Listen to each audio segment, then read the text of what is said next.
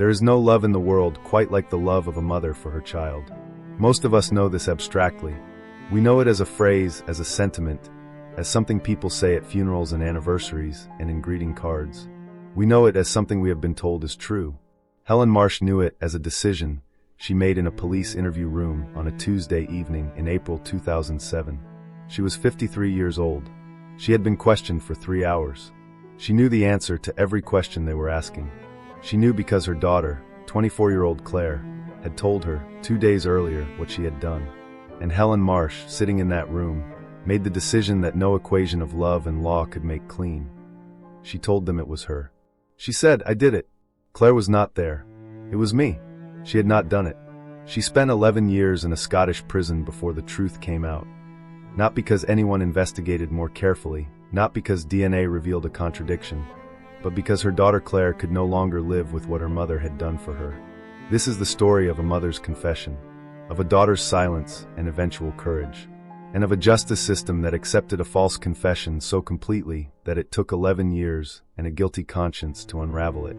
It is also, I want to say at the outset, one of the most morally complicated stories this channel has ever told. Because there is no villain here who is easy to hate. There is only love and fear, and a decision made in the space between them that cost everyone more than any of them expected. Helen Marsh had grown up in Dundee, Scotland, the daughter of a shipyard worker and a district nurse. She had married at 22, had Claire at 29, and had raised her largely alone after her husband left when Claire was 4. She worked as a hospital administrator for 20 years, organized, reliable, the person colleagues brought their problems to because she always had a practical answer. Claire was, by her mother's description, everything her mother was not. Impulsive where Helen was measured. Passionate where Helen was controlled. Brilliant in the way of someone who has not yet found the channel for it. She had started and abandoned 3 different university courses. She had had relationships that her mother had watched with concern. She had, in the years leading up to April 2007, been involved with a man named Derek Voss in ways that Helen had tried and failed to understand from the outside. Derek Voss was 41 years old. He was 15 years older than Claire. He had a history that included 2 prior convictions for assault and a restraining order from a previous relationship that Claire had either not known about or had chosen not to know about. He and Claire had been together for 8 months when, on the evening of April 8, 2007, he was found dead in his flat in Dundee. He had been struck on the head with a heavy object. There were signs of a struggle. There was no forced entry. Claire called her mother at 11:15 that night. She said, "Mom, something happened. I need you." Helen drove to Claire's flat in 20 minutes. What Claire told her in the next 2 hours would alter the course of both their lives beyond anything either of them could have calculated. What Claire had told her mother was this: she and Derek had argued. The argument had been violent. Derek had been violent toward her before, and that evening it had escalated. She had picked up an object from the coffee table. She had not meant to kill him. She had not known he was dead until she could not wake him. Helen sat with this for 2 hours. She asked questions. She asked the kind of questions that a practical, organized woman asks when she is trying to understand a situation completely before she decides what to do about it. Then she made her decision. The decision was not impulsive. It was not made in panic. Helen Marsh, by her own account given years later, made it with the same deliberate clarity she brought to everything. She made it because Claire was 24. Because the act had been defensive in nature. Derek had been violent, and the argument had been physical before Claire struck him. Because Helen believed, incorrectly as it turned out, that even if the truth came out, the self-defense argument would be strong enough to protect Claire. She made it because Claire was her daughter, and she was her mother, and there was, in the end, no calculation that could weigh against that. She told Claire to go home. She told her to speak to no one. She told her she would handle it.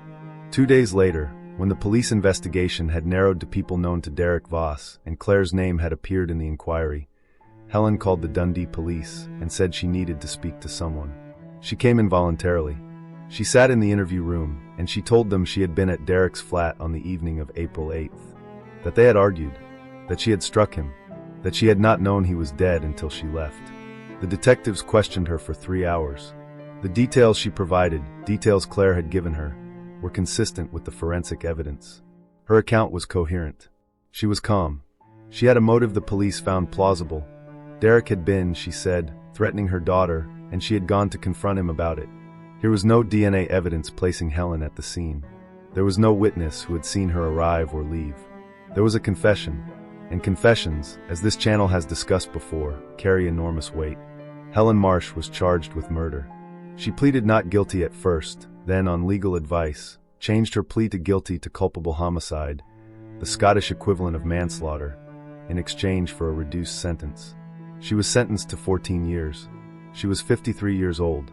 Claire was 24. And Claire knew. Claire knew everything, and she said nothing. Claire Marsh was 24 years old when her mother entered Cornton Vale prison in Stirling. She was 35 when her mother came home. In between, she carried something that has no clean name in any language. It is not quite guilt.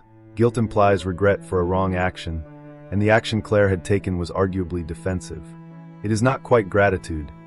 Gratitude implies a gift freely given, and her mother's sacrifice had been given at a cost that made it impossible to receive as a gift. It is something that lives between those two things, that has the weight of both and the clarity of neither.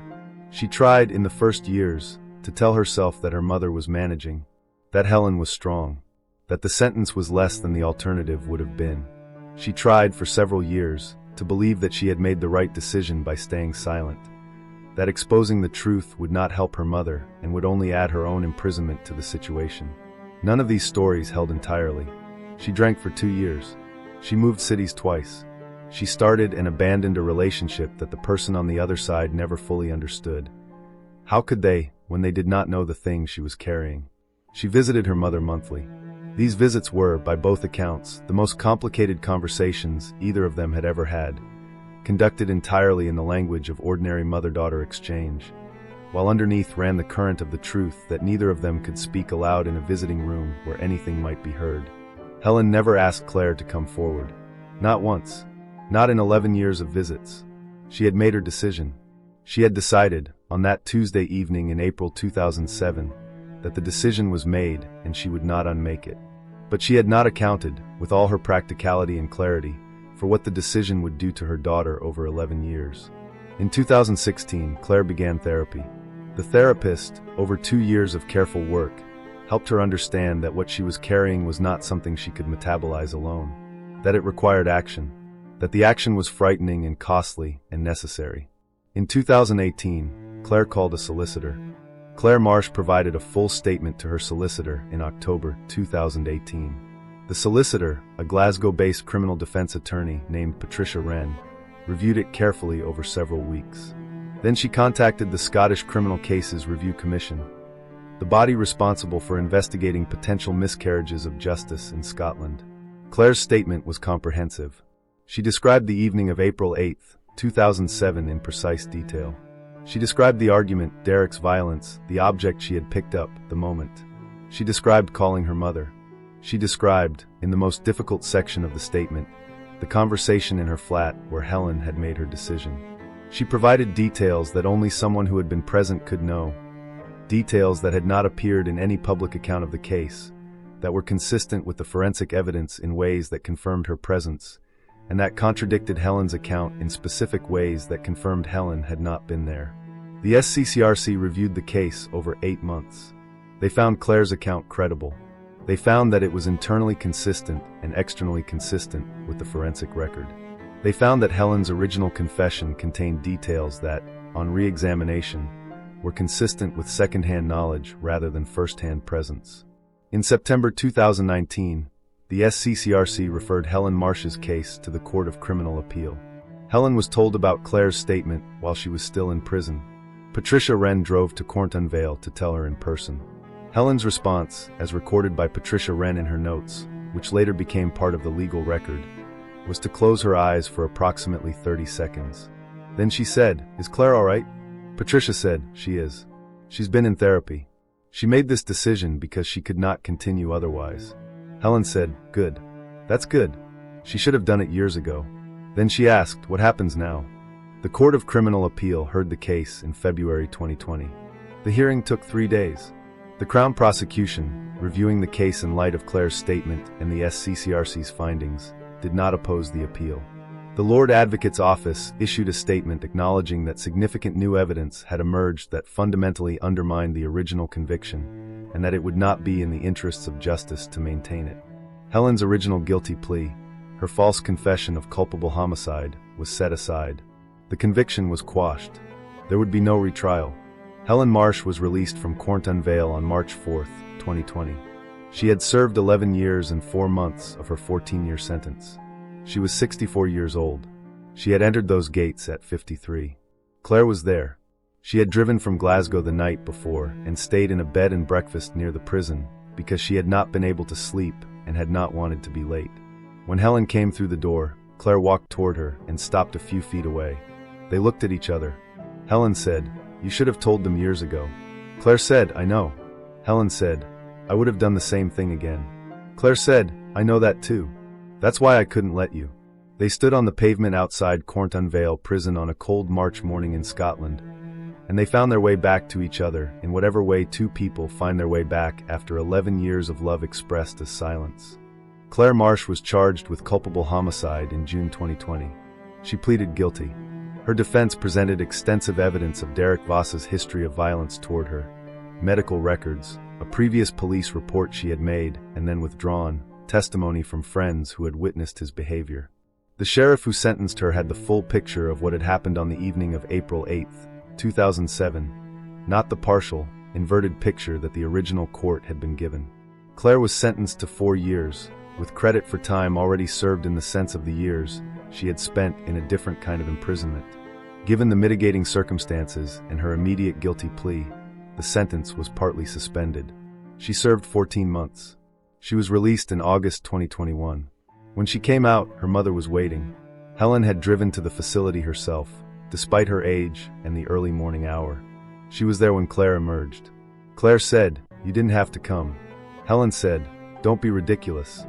Helen Marsh received compensation from the Scottish government for her wrongful imprisonment, assessed at a rate that attempted to quantify 11 years of a life, which no rate can adequately do.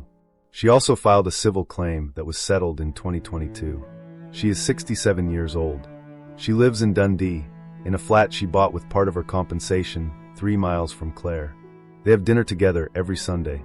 She returned to administrative work for 2 years before retiring. Her former colleagues at the hospital, many of whom had never believed she was guilty, welcomed her without drama. She found, she said, that the absence of drama was the kindest possible response. Claire is 40 years old. She works as a housing support worker, helping people navigate applications for social housing, a job that requires patience, persistence, and the ability to advocate for people who have difficulty advocating for themselves. She is, by all accounts, good at it. Neither of them speaks publicly very often about what happened. When they do, they are careful and precise. Helen says she does not regret the decision she made in that interview room. She says she would make it again. She says this not as a boast, but as a statement of fact. The way you state that water is wet, that the earth turns, that you love your child. Claire says she understands her mother. She says she spent years not understanding, not being able to process the enormity of what had been done for her. She says she understands it now. She says, "My mother decided that her years were less important than mine. I do not agree with that assessment, but I understand where it came from, and I live every day trying to make it worth something." I find this story harder than most of the stories on this channel. Not because the injustice is clearer, it is, in some ways, less clear than others. Helen made a choice. Her choice had consequences. The consequences were borne by someone who had also made a choice. What I find difficult is the love at the center of it. The love that looked at the legal system and decided, my daughter's life is worth more than my own. The love that held silent for 11 years through prison and illness, and the slow erosion of what she had been before. The love that, when finally told the truth had come out, asked first, "Is Claire all right?" That love is not a crime. It should not have had to be a confession. And the system that accepted that confession so readily, without asking the questions that might have found the truth sooner. That system is the thing I want you to carry from this story. Not the love. You already know about that. The system. And whether it deserves the trust we give it when we hand our mothers over to it.